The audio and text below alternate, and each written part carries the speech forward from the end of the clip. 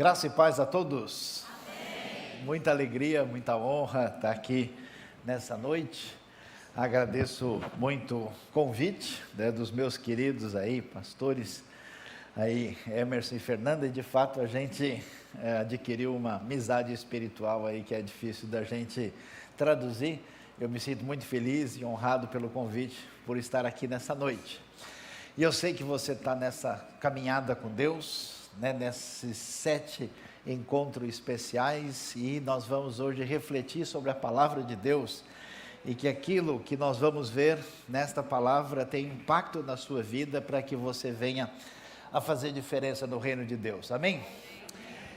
Eu queria apenas dar um toque para vocês. O pastor Emerson mencionou Rota 66, que é um comentário bíblico falado, que aliás acabou de ser muito abençoado, porque isso está sendo traduzido para várias línguas. E a Trans World Radio, TWR, nos Estados Unidos, escolheu Rota para ser o programa mundial deles. Então isso entrou para o inglês para ser traduzido para várias línguas.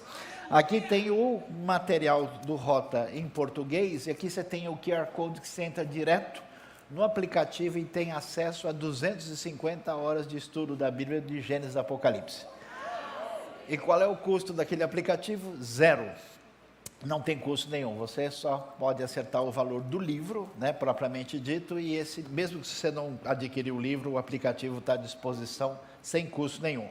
E aqui tem um outro livro chamado Sermão do Monte, que é uma explicação mais aprofundada de Mateus 5, 6 e 7, que vai estar à disposição. Se você gostar, recomende para os amigos; se não gostar, recomende para os inimigos. De qualquer maneira, recomende aí o que a gente tem a apresentar para vocês. Mas muito bem, meus queridos, vamos pensar aqui hoje sobre o Evangelho, as nações e a volta de Cristo. E a gente começa lendo Mateus capítulo 24, quando a Bíblia diz o quê? Jesus saiu do templo. Enquanto caminhava, seus discípulos aproximaram-se dele para lhe mostrar as construções do templo. Vocês estão vendo tudo isso? Perguntou ele. Eu lhes garanto que não ficará aqui pedra sobre pedra, serão todas derrubadas. Tendo Jesus se assentado no Monte das Oliveiras, os discípulos dirigiram-se a ele em particular e disseram: dize-nos quando acontecerão essas coisas, qual será o sinal da tua vinda e do fim dos tempos? Jesus respondeu: cuidado que ninguém os engane, pois muitos virão em meu nome dizendo eu sou o Cristo, e enganarão a muitos. Vocês ouvirão falar de guerras e rumores de guerras, mas não tenham medo. É necessário que tais coisas aconteçam, mas ainda não é o fim. Vocês que vão para Israel junto com a Emerson e a Fernanda, amém? Vocês vão poder ver essa realidade. Aqui tem uma maquete extraordinária lá em Jerusalém, que mostra para a gente como é que era o templo nos dias de Jesus. Você não faz ideia que loucura que era isso. A pedra de sustentação do muro principal em torno da área do templo, você pode ver ela até hoje lá na sua base. Ela tinha 13,5 metros, uma pedra só de 650 toneladas. A área desse templo é uma área de 144 mil metros quadrados, e o edifício principal, o prédio que você vê ali no meio na maquete, chegava a quase 50 metros de altura. Imagina esse negócio feito naquele tempo, que coisa impressionante. Então agora você pode imaginar, vamos viajar no tempo junto com Jesus e os discípulos ali em Jerusalém. E eles então começam a perguntar, escuta, como é que vai ser, qual vai ser o sinal da tua vinda, o que vai acontecer? E aí as coisas começam a se apresentar, e Jesus vai falar, porque o rei veio. Ele até foi aclamado, no Hosana, o que vem em nome do Senhor, no famoso domingo de Ramos, antes aí propriamente do momento da paixão. Mas o triunfo absoluto do rei se dará na segunda vinda.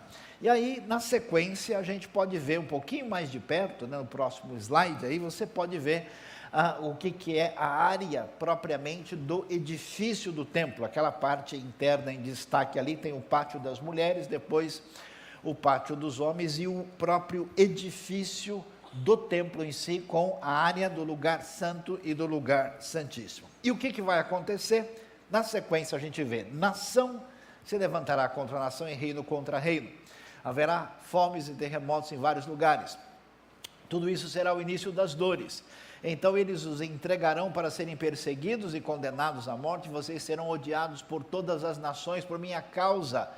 Naquele tempo muitos ficarão escandalizados, trairão e odiarão uns aos outros, numerosos falsos profetas surgirão e enganarão a muitos.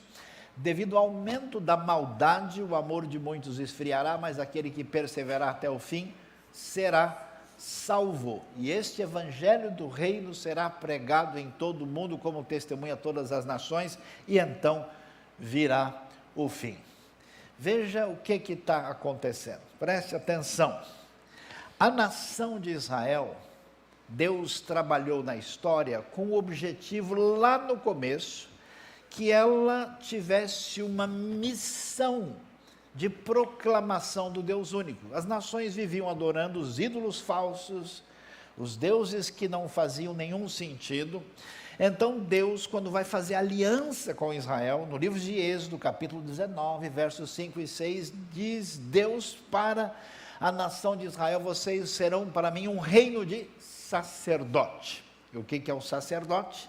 Sacerdote é o contraponto do profeta. O profeta apresenta Deus ao homem, o sacerdote apresenta o homem a Deus. Essa nação tinha essa função. Então o chamado de Israel era um chamado missionário desde o começo. Por isso que o Salmo vai dizer coisa como: cantai entre as nações a sua glória, entre todos os povos as suas maravilhas. E o que acontece? A nação, em vez de cumprir o seu chamado, eles fizeram o oposto, foram seguir os deuses das nações.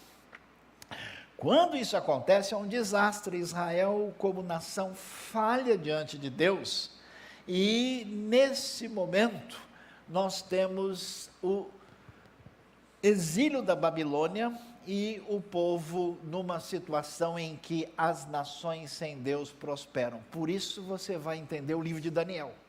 Porque o livro de Daniel apresenta a seguinte questão: será que Deus mesmo foi derrotado?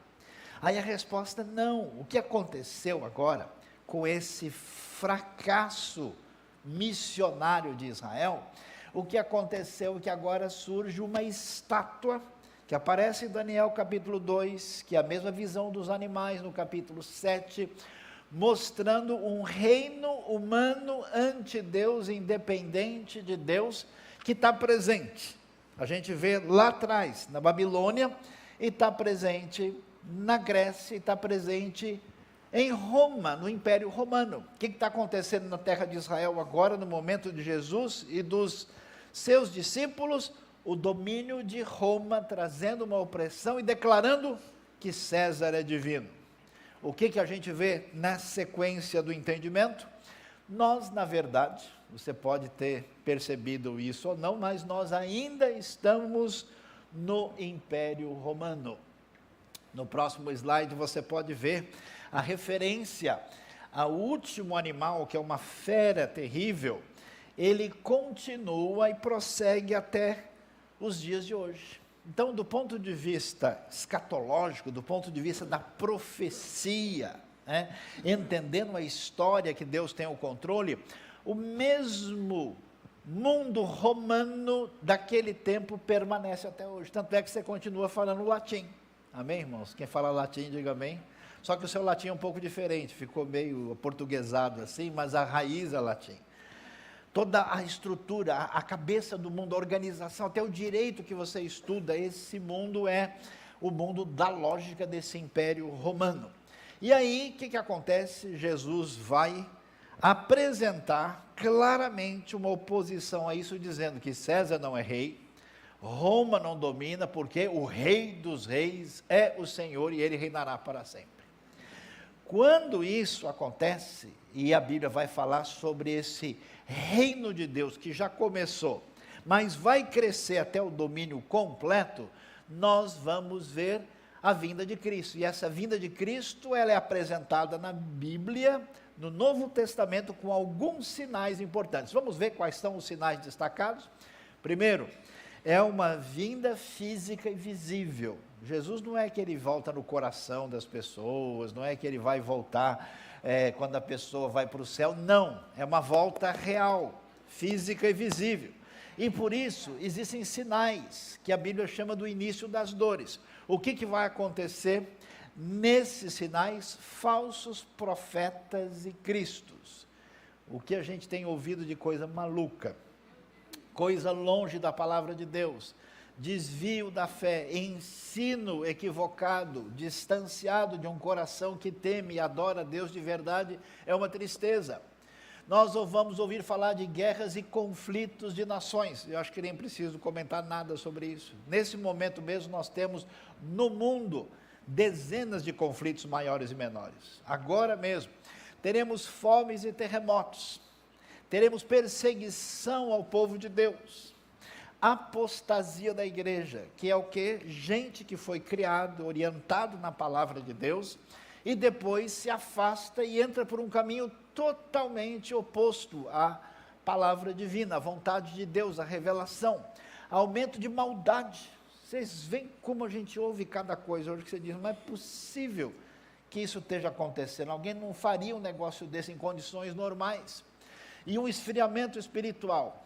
E ao mesmo tempo o evangelho pregado a todas as nações e o retorno da nação de Israel. Meus queridos, a gente ouve isso, a gente fala, pastor Saião, mas essas coisas, guerra, terremoto, isso sempre existiu, então esse negócio aí a gente não pode saber direito se isso tem a ver com a nossa época ou não. Será que é assim? Então vamos ver, a Bíblia fala dessa situação do mal no mundo ligada ao anticristo. Vamos ver como é que 1 João 2 e 2 Tessalonicenses 2 vai falar sobre o anticristo. O que diz o texto lá? Filhinhos, esta é a última hora. E assim como vocês ouviram que o anticristo está vindo, atenção, já agora, no tempo do apóstolo João, muitos anticristos têm surgido. Você pensou que era um só, né? Tem bastante. Tem a seleção do anticristo, ele não está classificada para a Copa, então tá bom. Por isso sabemos que esta é a última hora. Eles saíram do nosso meio, mas na realidade não eram dos nossos, pois se fossem dos nossos, teriam permanecido conosco. O fato de terem saído mostra que nenhum deles era dos nossos. Então preste atenção, olha só que coisa interessante. Muita coisa que você estuda de profecia na Bíblia tem dois enfoques, ou seja, está acontecendo na época de Jesus e dos apóstolos, e ao mesmo tempo fala de uma realidade futura. Então, ou seja, tem a profecia biflex, ela fala do passado e fala do futuro. Você sabe por que o Novo Testamento, o Apocalipse, vai falar tanto do anticristo?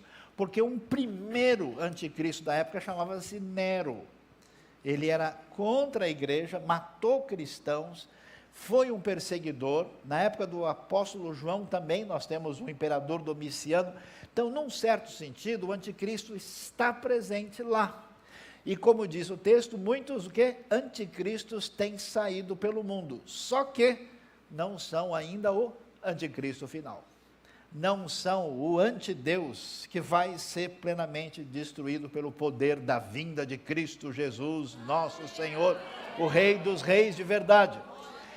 Então, a gente precisa entender como aquilo que é uma realidade espiritual do tempo romano é uma realidade que atinge a nós hoje. E atenção, esse anticristo, na sua plenitude no final, como é que vai ser o que diz 2 Tessalonicenses 2? Irmãos, quanto à vinda do nosso Senhor Jesus Cristo, a nossa reunião com Ele, rogamos a vocês que não se deixem abalar, nem alarmar tão facilmente, quer por profecia, quer por palavra, quer por carta supostamente vinda de nós, como se o dia do Senhor já tivesse chegado. Naquele tempo, já tinha gente dizendo, mandando uma carta falsa em nome de um apóstolo, dizendo, Cristo já veio. Uma vez eu estava na região do litoral de São Paulo, e alguém falou, sabe esse ambiente religioso aqui? Pois é, dizem que Jesus voltou e já está aí com eles. Não é possível que o pessoal está acreditando. Olha só que coisa, né? Então, não façam isso. Ninguém pode trazer uma espécie de palavra de revelação que seja contra o que Deus revelou na sua palavra. Não deixe que ninguém os engane de modo algum. Antes daquele dia virá o que? A apostasia, e então será revelado o homem do pecado, o filho da perdição, que é o anticristo. Este se opõe e se exalta acima de tudo que se chama Deus, objeto de adoração, chegando até a sentar-se no santuário de Deus. Uma provável profecia do anticristo, querendo ser adorado, possivelmente, num santuário reconstruído até mesmo na própria Jerusalém. E aí, proclamando que ele mesmo é Deus. Não se lembram de que quando eu estava com vocês, costumava falar estas coisas?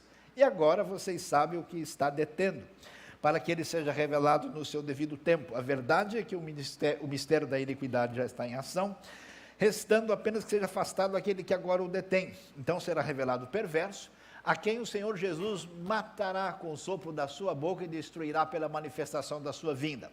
A vinda desse perverso, segundo a ação de Satanás, com todo o poder, com sinais e maravilhas enganadoras, ele fará uso de todas as formas de engano da injustiça para os que estão perecendo, porquanto rejeitaram o amor à verdade que os poderia salvar. Por essa razão, Deus lhes envia um poder sedutor a fim de que creiam na mentira e sejam condenados todos que não creram na verdade, mas tiveram prazer na injustiça. A palavra de Deus é muito clara, que se nós queremos de fato a bênção de Deus, nós precisamos estar firmados na palavra de Deus e termos compromisso com Deus. Não podemos ser cristão que só quer ganhar a bênção e ponto final. É aquele indivíduo, né, que na hora de receber ele aparece, na hora do compromisso ele some. Na hora do compromisso com a missão da igreja ele se distancia. A bênção maior não são as coisas, mas o próprio Senhor na nossa vida. E aí o que acontece? Agora preste atenção, é verdade que vários desses sinais, profecia falsa, engano, terremotos, guerras, nação contra nação, sempre aconteceram na história desde a época de Cristo. Então a pergunta é, como é que a gente sabe que isso tem a ver principalmente com o nosso tempo ou não? Quer ver que coisa interessante? Peço desculpas porque eu não achei uma coisa com tanta nitidez em português, mas aqui dá para a gente entender. Aqui você tem uma lista dos principais conflitos que aconteceram no mundo desde o século XVI para cá. Para você ter uma ideia, morreram 1.600.000 pessoas em guerras e conflitos no século XVI. No século XVII morreram 6 milhões e 100 mil. No século XVIII morreram 7 milhões. No XIX morreram quase 20 milhões. No século XX, quase 110 milhões de pessoas. No século XX nós tivemos, até uma coisa bizarra, né? Porque foram criadas Liga das Nações, a Organização das Nações Unidas, para trazer paz no mundo. E cada vez que se criava uma coisa dessa é que a coisa piorava. Então, nós tivemos mais de 4,3% da população do mundo morta em conflitos, guerras, no contexto do século XX, quando a humanidade supostamente estava mais avançada e evoluída. Nunca houve tanta mortandade como nós tivemos no nosso tempo. Dá uma olhada no próximo gráfico. Esse gráfico é o gráfico dos terremotos no mundo. É impressionante porque você tem aí até o ano 2000, e isso aqui não é tirado de site evangélico, tá? Isso aqui não é tirado de site religioso. É de um site, ele vem de um site que é chamado Worldwide Daily Destruction Earthquake. É um site totalmente científico, que apresenta para a gente o que o pessoal constata, que do ano 2000 para cá, a quantidade de desastres naturais, como terremotos, tsunamis e maremotos, é uma coisa desproporcional em relação ao que estava acontecendo até então. Uma coisa que ninguém poderia imaginar. Impressionante como parte do mundo que teve uma influência grande da fé cristã, inclusive países que foram marcados pela reforma protestante. Preste atenção no que acontece em alguns desses países hoje.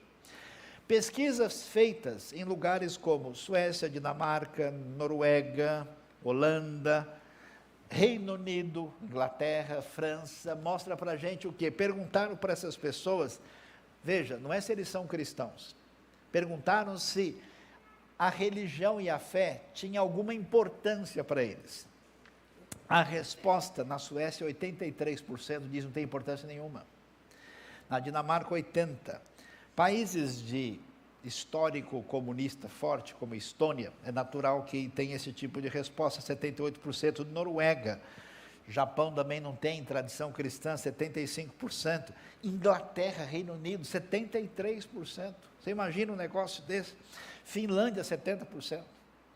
Me lembro uma vez, eu estava na Holanda, primeira vez que eu fui na Holanda, aí eu entrei assim, vi um prédio bonito, eu falei, nossa, que legal pela construção, e uma igreja.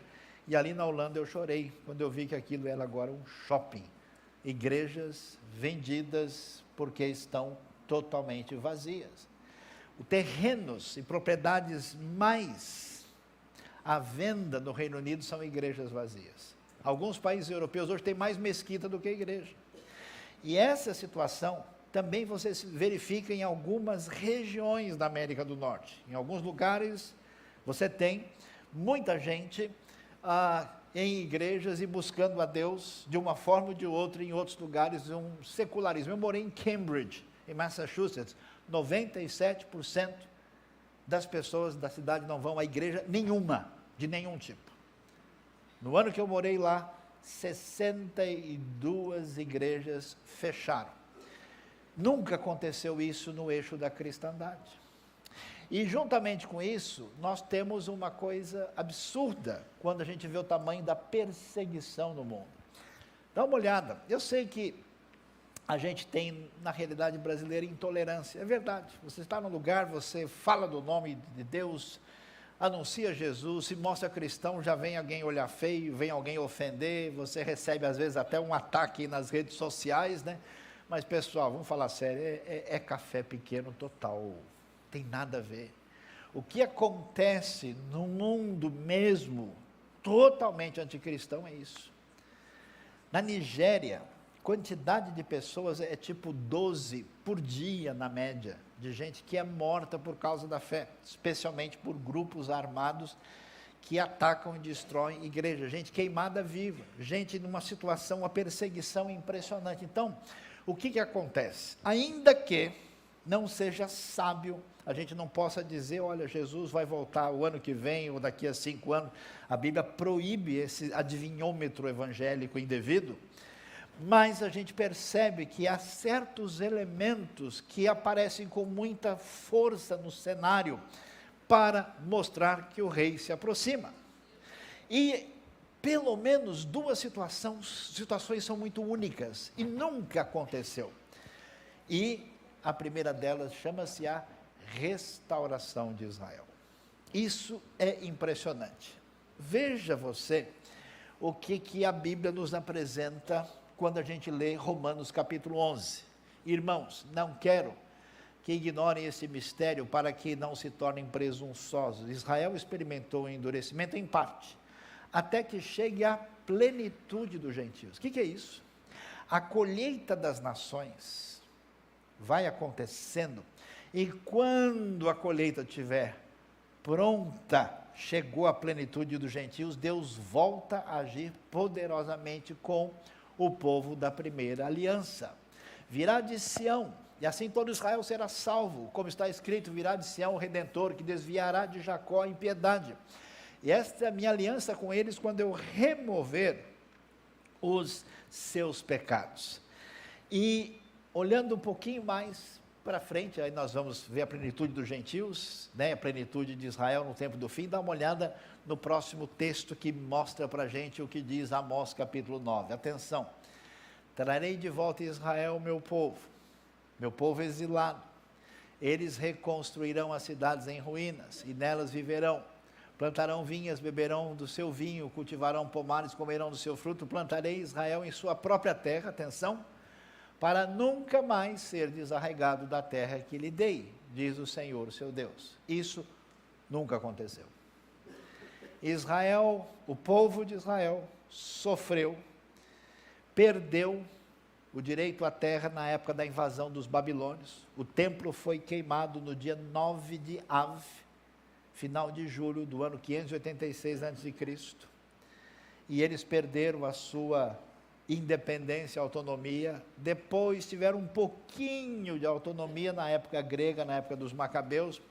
Quando os romanos destruíram tudo, o povo judeu foi espalhado pelo mundo todo. E presta atenção, não existe nenhum povo, nunca existiu, longe da sua terra, que pudesse sobreviver com a sua fé, com a sua cultura e com a sua língua. O Isaac é meu amigo de hebraico aqui, a gente de vez em quando está falando coisa esquisita junto aqui, né?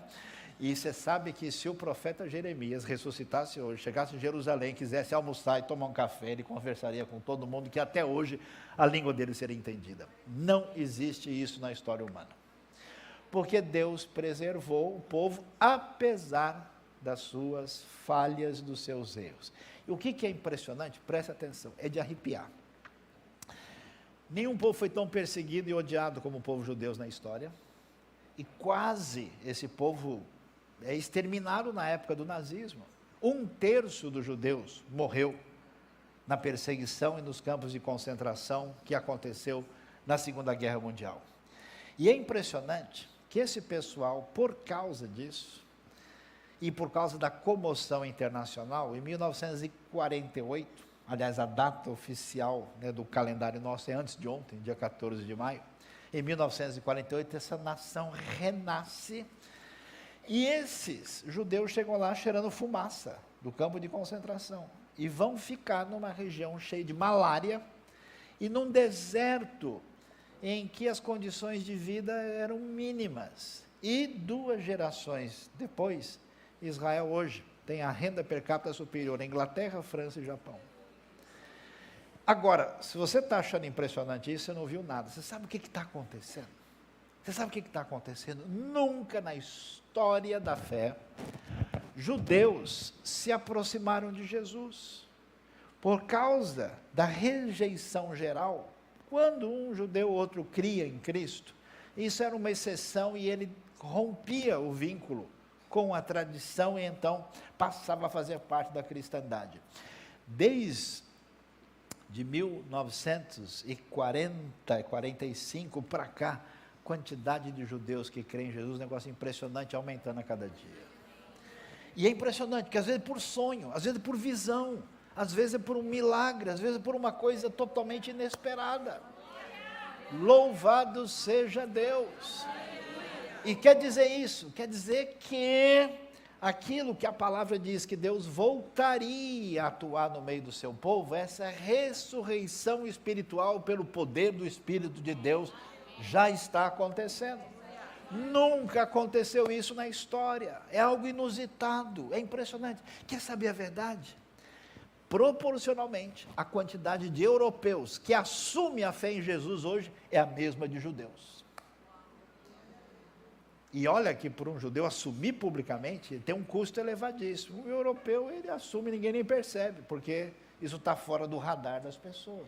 Então veja que coisa impressionante o que nós temos através da ação poderosa de Deus. Mas tem mais coisa impressionante nessa história. Essa terça profética é para mexer com a sua vida, para voltar você para a palavra de Deus, para entender o que Deus quer fazer através da sua vida. Louvado seja Deus, glória ao Senhor. Como nós lemos, nação se levantará contra nação, reino contra reino, fomes, terremotos, tudo isso. Vocês serão perseguidos, muitos serão escandalizados, haverá tudo aquilo. Agora atenção especial para o verso 14. Este evangelho do reino será pregado em todo o mundo como testemunho em todas as nações, e então virá o fim. Meus queridos, você ouvir, você acha a coisa mais natural do mundo. Quer saber, cá entre nós, fica só como segredo, essa expressão é uma loucura total. Por quê? Porque Jesus está falando isso para os discípulos dele. E os discípulos de Jesus, quem são esses discípulos? Galileus, da beira do lago, que a melhor virtude deles é cheirar peixe. Esse pessoal simples, de cidadezinha, né? Até eu falei com O Emerson e a Fernanda lá, a gente fala que assim, a cidade para não perder a amizade, né? Porque é um vilarejo de umas dezenas de casas. Esses indivíduos que saíram de lugares assim, como Betsaida, né? Que o sujeito assim, ele tenta achar no mapa, perde o celular, cai, estoura o GPS, ele não acha tão pequeno que é o negócio. Esses discípulos lá, que na hora H, um traiu, o outro negou, e os outros nem para negar não estavam, tinham fugido antes. Esses são que recebem essa palavra de que o evangelho do reino será pregado em todo o mundo, a todas as nações. O que é nações? Todos os povos da terra. Nações não é entidade política. Lembra, lá diante do Cordeiro estarão gente de toda tribo, povo, língua, raça e nação diante do Cordeiro. O que é uma frase, inclusive, de afronta a Roma. Porque Roma é que dizia que todas as nações pertenciam a Roma. Então, quando se falava isso, que Jesus é o rei das nações, não é só uma frase religiosa bonita, é um enfrentamento do poder do próprio César, para dizer que só Jesus é o Senhor de verdade. Louvado seja Deus. E então, quando diz isso, a gente fala, mas não é possível. E olha, e foi tão impossível mesmo, que depois que Jesus vai aos céus e deixou a ordem que fica para nós, que é qual? Portanto, vão e façam discípulos de todas as nações. Por isso que eu agradeço a Deus por essa igreja, porque é uma igreja profetizando as nações. As bandeiras estão aqui, ó, para todo mundo ver. E o Brasil tem um papel muito importante nisso, para fazer diferença. Façam discípulos de todas as nações, batizando no nome do Pai, do Filho e do Espírito Santo, ensinando a obedecer a tudo que eu lhes ordenei, e estarei sempre com vocês até o fim dos tempos. E o que acontece? Os discípulos não foram nem para Samaria. Samaria, você tropeçar em Jerusalém, você cai lá. Ou seja, eles não foram nem sair da Barra para chegar em Campo Grande. O negócio é de nada, era uma coisa extremamente simples, ninguém foi nem ali. Como Deus tem uma maneira mais fácil de convencer o seu povo, uma perseguiçãozinha resolveu rápido. Todos foram perseguidos e logo eles chegaram em Samaria. E aí, para convencer a pregar o evangelho ao gentio, que é o Cornélio de Cesareia, em Atos 10, precisa de uma visão de Deus especial para o Pedro, que passou 3 anos estudando com Jesus e parece que aprendeu pouco. Então não desanima não, porque a gente está mais ou menos na mesma pegada. Nesse sentido, o que acontece é impressionante o que a gente vai ver. Nós estamos aqui por causa da missão que Deus colocou na nossa mão. A gente precisa alcançar Jerusalém, Judeia, Samaria e os confins da terra. Esse é o foco da igreja de Cristo. Senão Deus levava todo mundo lá para cima, e em vez de ser o retiro do Happy Day, seria o Happy Day Forever, né? Já seria de uma vez, já resolvia tudo. Mas não é o caso. Eu tive um Covid muito sério, fiquei muito ruim, achei até que eu ia para a vida eterna, e Deus falou, ó, esse rapaz vai trazer muita bagunça aqui em cima, é bom deixar ele lá embaixo mesmo. Então eu vim aqui, inclusive, para estar com vocês hoje à noite. Amém! E aí o que a gente vê? A gente vê a missão que Deus tem. E olha que coisa interessante, preste atenção, é uma loucura. Você sabe que o pessoal anti-Deus, pessoal comunista pesado que perseguiu a igreja na Europa Oriental e na antiga União Soviética, você sabe que eles ficaram tão impressionados com o crescimento do cristianismo primitivo, que eles resolveram estudar o cristianismo primitivo do ponto de vista metodológico. Eles falaram, não existe movimento mais bem sucedido na história humana do que o movimento de Jesus. Eu disse, vamos descobrir o segredo deles, tão impressionante. E Jesus não tinha apoio político, Jesus não tinha recurso, os seus discípulos, nem vale a pena comentar mais nada. E diante disso, esse poder do evangelho começa a se multiplicar, mas na época do Novo Testamento, você vê aí, né, as viagens de Paulo, veja o pedaço pequeno por onde Paulo passou, pela região da Península da Anatólia, da Grécia, chegou a Roma, mas é muito pouco espaço. Dá uma olhada na sequência. Aí esse evangelho começa a crescer, está vendo essas áreas aí? Quando a gente vê uma área mais propriamente roxinha, isso é por volta do ano 300 a.C., os lugares onde o cristianismo já é maioria. As outras áreas, onde você vê verdinha ali, a área verdinha é onde a maioria, a área roxa, onde há uma população significativa, ou seja, o cristianismo vai, não sei se tem muito mineiro aqui, ele vai no esquema mineiro, comendo pelas beiradas, assim, vai devagarzinho, né? Vai indo, né? Ou como diz o professor de português, vai fundo, a coisa chega num ponto em que vai crescendo, e vamos adiante para ver o próximo mapa, e hoje você vai ver que coisa impressionante. Olha o que está acontecendo. O nome de Jesus se torna, apesar do povo de Deus. Alguém me perguntou esses dias, Sayão, você acredita na igreja de Cristo? Eu falei, acredito, mas por quê? Porque os cristãos estão tentando destruir ela há 2000 anos e não conseguiram até hoje. Fazem bobagem, criam heresia, brigam, arrumam confusão e Deus continua agindo com poder. O evangelho vai bem, obrigado, mandou lembrança, um abraço para todo mundo. E aí você vê onde a igreja de Deus está crescendo, nas Américas, em parte da Europa, em grande parte da África, como você vê. Aí você tem um cristianismo bem estabelecido. A gente tem aquela área, né, que a gente conhece da janela 1040, que é o maior desafio do mundo. Mas, pessoal, preste atenção numa coisa. A gente não imagina isso. Isso é algo especial que vem dos céus, do poder de Deus, porque nunca, apesar da gente chorar de barriga cheia, reclamar o tempo todo, falar A, B ou C, nunca o evangelho cresceu tanto como nos últimos 50 anos. Nunca houve isso. E nos lugares mais inusitados possíveis. Dá uma olhada na sequência do próximo, aí você pode ver onde nós temos um crescimento da igreja. Todo lugar que você vê laranja é onde existe um crescimento definido. Onde você vê vermelho, você vê um crescimento intenso. Você está vendo onde tem crescimento intenso?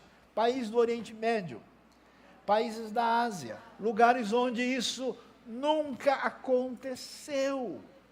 Desde o começo da fé cristã até o século XVI, cristianismo era uma coisa em torno do Mediterrâneo e subindo para o centro e norte da Europa e só. Depois isso começa, nas áreas amarelas é o lugar onde a fé tem perdido espaço, tem diminuído por causa dessa realidade da apostasia. Preste atenção comigo agora no próximo. Veja os lugares onde a fé cristã mais tem crescido no mundo. Você conhece, consegue reconhecer alguns lugares aí? Países do norte da África, ali você tem o Mali, República Centro-Africana, Arábia Saudita, China, Nepal, Mongólia, Camboja, lugares onde você tem cores diferentes, por quê? São lugares de maioria ou budista, ou muçulmana, ou hindu, ou até mesmo de tradição cristã. Isso nunca aconteceu. Não faz muito tempo, eu tive a oportunidade de participar de um encontro mundial de evangelização, e eu estive na Tailândia. Meus queridos irmãos, que coisa foi aquela, que doideira. Eu estava ali, de repente tinha um cara atrás de mim, desse tamanho, e ele estava com as roupas assim, que são indescritíveis, um negócio impressionante, e aí ele estava, eu vi que ele falou parte em árabe, parte em francês, a outra parte era a língua do céu, então não deu para entender nada, ele falava tudo junto e tal, e esse cara começou, ele era enorme, e ele veio de um lugar do norte da África, e ele ajoelhou no chão, e ele orava, ele adorava a Deus, e eu naquele dia tive um impacto só de ver aquilo, e quando eu soube do lugar de onde ele vinha, lugar onde as pessoas se escondem no fundo do deserto, em buracos para adorar a Deus, uma coisa impressionante. Depois eu fui sentar numa mesa, conversar com algumas pessoas, aí eu vi gente de lugares, né? O sujeito veio do Nepal, até saiu da mídia recentemente, e eu nem imaginava, ele falou, mas você é de tal lugar, mas e como é que é, qual é o tamanho da sua igreja no Nepal? Eu falei, 1.500 pessoas, eu falei, o quê? Aí eu falei, mas não é possível. Eu falei, o pessoal aí é Nepal para toda obra, não é possível que uma coisa acontece desse jeito. Aí daqui a pouco eu converso com gente da Mongólia, lugares que a gente nunca imaginava onde o poder de Deus atua impressionantemente. Eu tive em regiões do interior da China. Eu nunca me esqueço da minha experiência quando a gente foi fazer um estudo bíblico. E o estudo bíblico demorou só 8 horas. E se quisesse, o pessoal ia continuar. A gente estudou um livro inteiro. E na hora do almoço, o pessoal falou, professor, vem cá, nós vamos sair para almoçar. E eu falei, o pessoal não vai ficar por aqui. Aí depois, encontrei o pessoal e falei, escuta, e vocês, como é que foi? Ah, não, eles não quiseram almoçar, estão de jejum hoje. Aí eu falei, o que eu vim ensinar aqui? O que eu estou fazendo? Aí eu, com a minha cabeça preconceituosa, meu pensamento errado, um deles chegou e falou, professor, o senhor pode me ajudar? Eu falei, bom, ele vai pedir uma oferta, vai pedir alguma ajuda. E eu falei, como é que você quer que eu ajude você? Ele falou, olha, o senhor tem algum conhecido no Irã, no Afeganistão, no Egito, na Arábia Saudita? Mas por quê? Não, porque a gente vai chegar lá. Eu falei, como assim? Aí eles disseram, presta atenção, quando o evangelho começa a crescer no livro de Atos, ele cresce só na direção do ocidente. Por quê? Era o Império Romano. Saiu da terra de Israel, atravessou do outro lado, era o Império Parto, persa, inimigo de Roma, não dava para ir para lá. O evangelho cresce só por esse lado.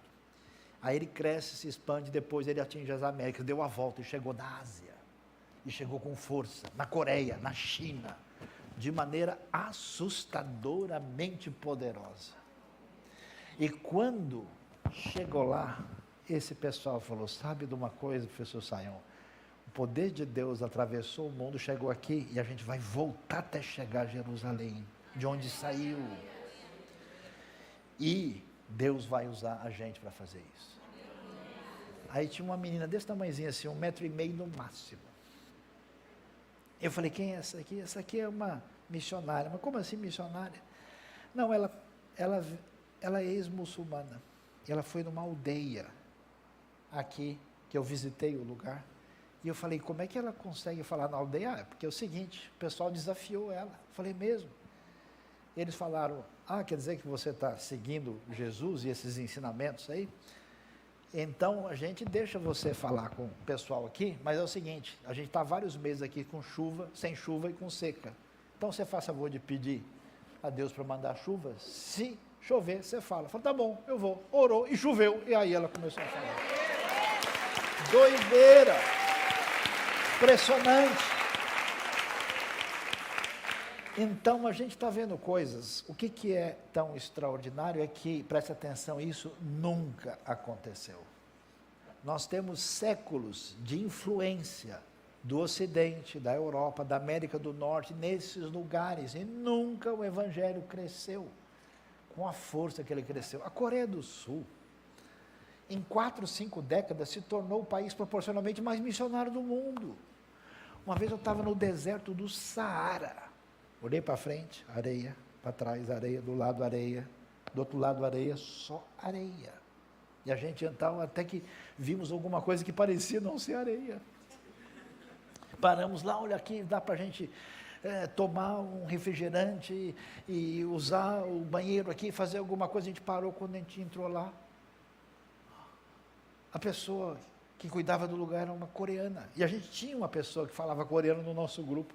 Começamos a conversar no meio do deserto, adivinha, uma coreana pregando o evangelho, no meio do nada, testemunhando da fé no lugar. Impressionante. Olha, presta atenção. O povo de Deus pode aprontar, o povo pode entrar em apostasia, o povo pode perder a sua vocação de profetizar as nações, o poder de Deus vai continuar na gente. A pergunta é se eu quero fazer parte da festa ou não. A pergunta é se eu quero ser canal de bênção ou não. Enquanto Deus ainda dá oportunidade, é bênção para o brasileiro fazer isso lá fora. E tem trazido gente para a gente ouvir e proclamar a palavra aqui na realidade brasileira. Meus queridos Olha que coisa interessante, você está vendo aí a média do crescimento da população mundial é mais ou menos nas últimas décadas 1,5%. O cristianismo, ainda na América do Sul e principalmente na Ásia e na África, continua a todo vapor, crescendo como nunca. E aí que vem a grande questão, olha que coisa impressionante. Eu me lembro, pode ver o próximo slide, eu me lembro há uns anos atrás, quando começou a aparecer o computador, né? A internet, o povo assustado, esse povo nosso, né?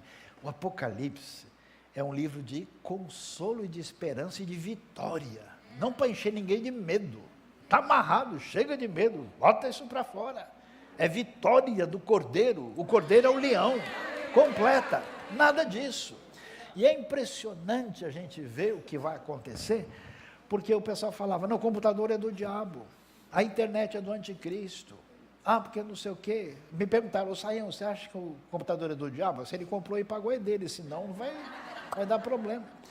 Então, por incrível que pareça, aquilo que as pessoas acharam que ia ser o principal instrumento do mal, o que acontece? Agora está sendo usado para a proclamação do reino de Deus. Nunca o evangelho entrou tanto em lugares não permitidos por causa da força midiática digital que está fazendo diferença como nunca. Eu não quero dar nomes nem detalhes, mas eu tenho encontrado e conversado com pessoas dizendo, olha, eu estava em tal lugar onde teoricamente ninguém pode fazer nada. E eu, o missionário me falando, batizei centenas em tal lugar. Quantidade de pessoas. Há lugares no mundo em que se fala de centenas de milhares, até de milhões de pessoas recebendo o Evangelho. E sabe qual que é a questão? O que a Bíblia diz? O Evangelho do Reino será pregado a o mundo, a todas as nações, ou seja, todos os povos da terra. Lembra? Toda tribo, povo, língua e raça e nação? Nunca, nem de perto, isso foi uma realidade. Somente agora, no século 21, a gente tem a possibilidade, pela primeira vez, de fazer a lição de casa, que Jesus deixou lá em Mateus 28, que era para pregar para todo mundo. Nunca isso, nem de perto, foi uma possibilidade. Hoje, nós temos no mundo, mais ou menos, quase em torno de 8 bilhões de pessoas e cerca de 7.100 línguas. O que acontece? Nós temos aí mais ou menos metade, 3.700 línguas que não tem nada da Bíblia. Mas atenção, sabe qual é o número de pessoas que isso representa? 200 milhões de pessoas dos 8 bilhões do mundo. Porque são tribos pequenas. Só a Índia tem cerca de 1.000 línguas. Só a Indonésia tem cerca de 1.000 línguas. Então, o que a gente está vendo hoje é uma realidade impressionante que nunca aconteceu. Eu estava na Amazônia, conversando com um pessoal, irmão nosso, na fé, de um grupo indígena. E aí ele disse, sabe de uma coisa? Tem grupo aí que é totalmente proibido qualquer pessoa se aproximar. A gente pode, porque a gente é indígena. Então eles acham que o indivíduo não indígena vai lá levar o evangelho, quando eles forem pensar no assunto, o pessoal lá já está convertido, já recebeu a palavra de Deus. É impressionante o que Deus está fazendo. Bom, se nós vemos essas realidades todas, se vemos o que tem acontecido no ambiente de Israel e do povo judeu, se vamos ver essa maravilha entre as nações, é sinal que a festa se aproxima. Por isso eu queria convocar você, não somente pensar, olha, eu tenho uma luta, Senhor, eu tenho uma causa, eu quero ser abençoado e ter a vitória, amém, Deus dê a vitória a você e abençoe, mas saiba que a coisa mais impressionante, lembra o que aconteceu com Jó? Deus mudou a sorte de Jó quando ele orava pelos seus amigos. Então hoje eu quero convocar você a orar e a participar dessa visão que é a nossa responsabilidade, de maneira especial. através da sua oferta, da sua dedicação, da sua parceria, de qualquer maneira, como o Espírito de Deus colocar no seu coração. E com certeza, certamente esse é um caminho de bênção e de vitória extraordinário na nossa vida, fazendo parte da grande festa do reino de Deus. Eu fico imaginando a gente chegando lá, imagina só, você vê um indivíduo que você nunca imaginou, do outro lado do planeta, celebrando porque a sua vida foi canal de bênção. Essa é a palavra e a mensagem que vem do Espírito de Deus. E preste atenção, tome cuidado, porque nessa visão que tem a ver com a volta de Cristo, nada de pavor. Jesus disse, quanto o dia e a hora, ninguém sabe, nem os anjos do céu, nem o Filho, senão somente o Pai. Tem gente que todo momento começa a querer marcar na agenda a volta de Cristo. Jesus disse, eu não vou contar para vocês. Como foi nos dias de Noé, assim também será na vinda do Filho do Homem. Pois nos dias anteriores ao dilúvio, o povo vivia comendo, bebendo, casando, dando-se em casamento, até o dia em que Noé entrou na arca. Então, não se deixe enganar, nem se distrair do que importa na nossa vida, porque o povo vivia a sua vida como se nada fosse acontecer, e eles nada perceberam até que veio o dilúvio e levou a tudo. Assim acontecerá na vinda do Filho do Homem, 2 estarão no campo, um será levado, outro deixado, 2 mulheres estarão trabalhando, no moinho uma será levada, a outra será deixada. Portanto, a ordem de Deus é vigiem, porque vocês não sabem em que dia virá o seu Senhor. Mas entendam isso, se o dono da casa soubesse a que hora da noite o ladrão viria, ele ficaria de guarda e não deixaria que a sua casa fosse arrombada. Assim, vocês também precisam estar preparados, porque o Filho do Homem virá numa hora em que vocês menos esperam. E que Ele venha e abençoe a nossa vida poderosamente. Deus seja louvado. Vamos ficar de pé e vamos orar nesse momento? Glória a Deus. Eu queria chamar a Fernanda e o Emerson para virem aqui, e a gente vai estender a mão. Coloque a sua vida diante do seu propósito diante de Deus. A sua necessidade, eu peço que você coloque a sua mão no seu coração, apresentando o seu pedido, o seu desejo, a sua batalha diante de Deus, e apresentando a sua vida para ser canal de bênção no reino de Deus. Pedi que eles dirijam essa oração por nós, enquanto eu também levanto as minhas mãos, e a gente vai orar pedindo a ação do Espírito do Senhor na nossa vida. Deus seja louvado. Senhor, em nome de Jesus, Amém. Nós pedimos a Deus que os nossos corações sejam acesos, ativados nessa noite. Faz arder em nós a chama pelo Teu Evangelho. Amém. Tudo aquilo que ouvimos aqui, Senhor, que mais do que receber, possamos ser doadores de nós mesmos. Amém. Botar os nossos dons à Tua disposição, até porque tudo vem de Ti, tudo vem do Senhor, tudo desce do alto para nós. Então, Senhor, que sejamos uma igreja relevante, Amém. Uma igreja que se importe com almas, uma igreja vibrante, uma igreja que não se envergonhe do Evangelho, Amém. Não uma igreja consumidora, mas uma igreja doadora. Glória. Deus, em nome de Jesus, Amém. Somos gratos a Ti pela salvação em Cristo Jesus. Amém. Obrigado por essa esperança viva que arde em nossos corações. Obrigado por essa palavra que foi ministrada ao nosso coração hoje, que o Teu povo saia daqui abençoado, que eles recebam, ó Deus, o que vieram buscar aqui, que o Senhor possa ir de conta com a necessidade de cada um, mas mais do que isso, que eles possam ter sentido de propósito e de missão nesse tempo. Deus, o Senhor é aquele que coloca as pessoas em lugares estratégicos, nas escolas, nos tribunais, nas faculdades, nas empresas. Deus, e tudo aquilo que eles fazem, eles podem ser canal do Teu fluir e do Teu Evangelho.